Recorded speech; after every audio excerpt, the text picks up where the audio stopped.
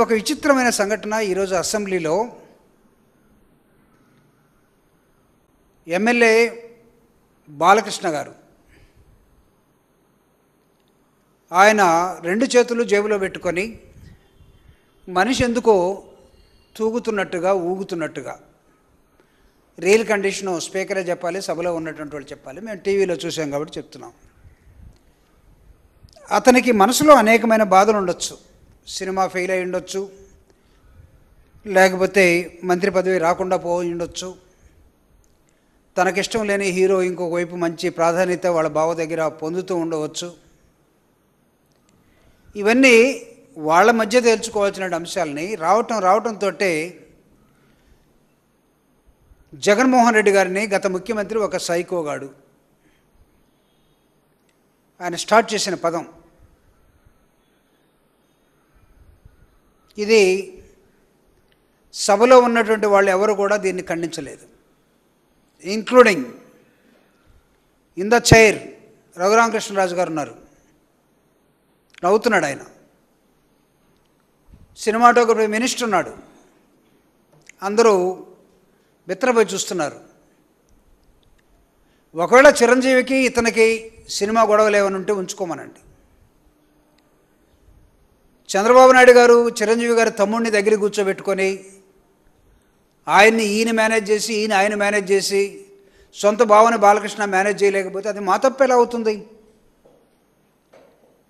జగన్మోహన్ రెడ్డి గారు ముఖ్యమంత్రిగా ఉన్నప్పుడు సినిమా ఇండస్ట్రీ మొత్తాన్ని కూడా ఆంధ్రప్రదేశ్ తాడేపల్లికి పిలిపించి చిరంజీవి ప్రత్యేకంగా సినిమాలో పెద్ద హీరో కాబట్టి చిరంజీవి గారికి దగ్గరుండి భోజనం పెట్టి బయటికి వెళ్ళేటప్పుడు ఇంట్లో సన్మానం చేసి బయటికి వెళ్ళేటప్పుడు కారు దాకా వచ్చి గౌరవాన్ని ప్రదర్శించినటువంటి ముఖ్యమంత్రి జగన్మోహన్ రెడ్డి గారు అప్పుడు.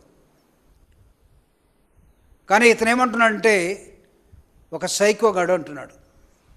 సినిమా ఇండస్ట్రీని తీసుకురావడం కోసం దీని మీద మాట్లాడాలని బాలకృష్ణ పేరు 9వ లిస్టులో ఉందట, 9వ పేరులో ఉందట. ఆ లిస్టులో హైరార్కీలో సినిమా ఆటోగ్రఫీలో ఎవరెవరు రాసి ఉంటారు. దుర్గేష్ గారిని, కందుల దుర్గేష్ గారిని ఇప్పుడు అడుగుతూ ఉన్నాడు, మీరు చెప్పండి అప్పుడు నా పేరు 9వ లిస్టులో ఉందా అంటే ఈయన అప్పుడు మినిస్టర్ ఎవరో ఈయనకి అర్థం కావట్లా.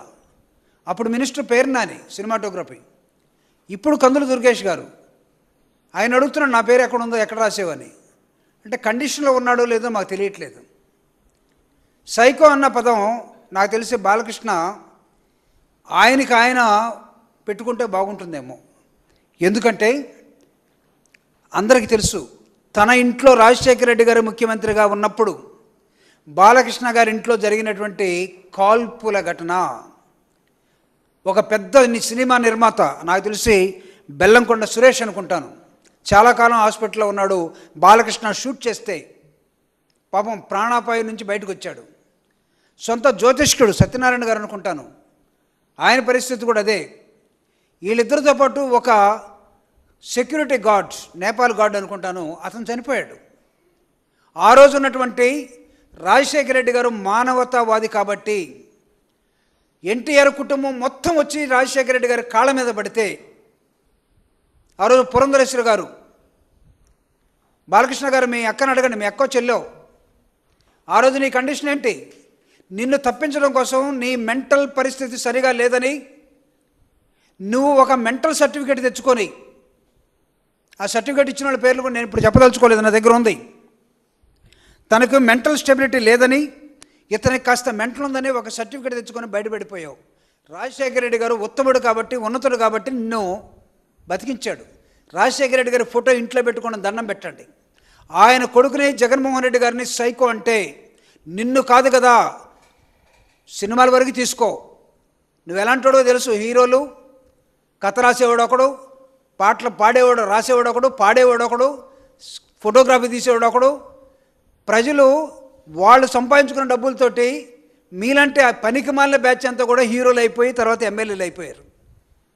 Don't think that you are great. ఎక్కడి నుంచో ఊడిపడావు అనుకోబాకండి.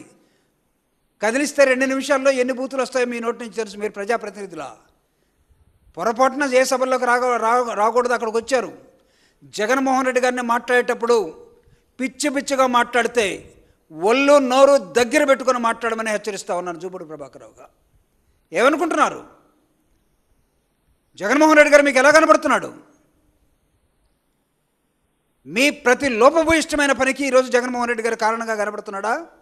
నీకు చిరంజీవికి పవన్ కళ్యాణ్కి 100 ఉంటే అక్కడ తెలుసుకోండి. మీ బావగారు చంద్రబాబు నాయుడు గారు నీ మాట వినకుండా పవన్ కళ్యాణ్ని పైకి తీసుకొస్తామంటే ఆ కోపాన్ని వీలైతే ఆయన మీద ప్రదర్శించు. జగన్మోహన్ రెడ్డి గారిని సైకో అంటానికి ఎవడు నువ్వు అసలు? నువ్వు కదా మెంట్లోడివి, నువ్వు కదా అభిమానులు దండేయడానికి వస్తే లాగి చెంప పెట్టి కొట్టేవాడివి. నిన్ను కదా జనం అనుకునేది. అంటే మీ ఇష్టం వచ్చినట్టు మాట్లాడుకొని ప్రతిపక్ష నాయకుడు, ఈ రాష్ట్ర మాజీ ముఖ్యమంత్రి,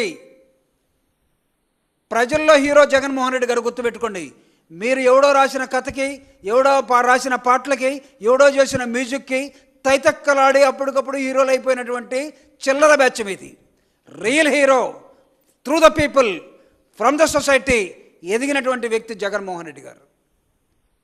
చిల్లర మాటలు తగ్గించు, ఒళ్ళు నోరు దగ్గర పెట్టుకో. This is warning from YSR Congress party. అతన్ని కంట్రోల్ పెట్టుకోండి మిగతా వాళ్ళు. Thank you very much.